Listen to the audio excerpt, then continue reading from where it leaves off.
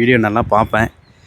இதே லோ பட்ஜெட்டில் எடுக்கணும்னு ஆசைப்பட்டா அதேமாதிரி கண்டிப்பாக அண்ணனோட இதோட நிறைவேச்சு ரொம்ப சந்தோஷமாக இருக்குது. கருத்துன்னு சொல்லுங்க. மெயினாக எல்லாரும் காரும் சொல்லுங்க. சவால் எல்லாருமே வந்து ஒரு அண்ணனோட வீடியோ பார்த்தாவே ஒரு ஒரு வெறி ஒன்று வரும், வாங்கணும்னு ஒரு எண்ணம். அதனால் நான் கண்டிப்பாக நான் அதேமாரி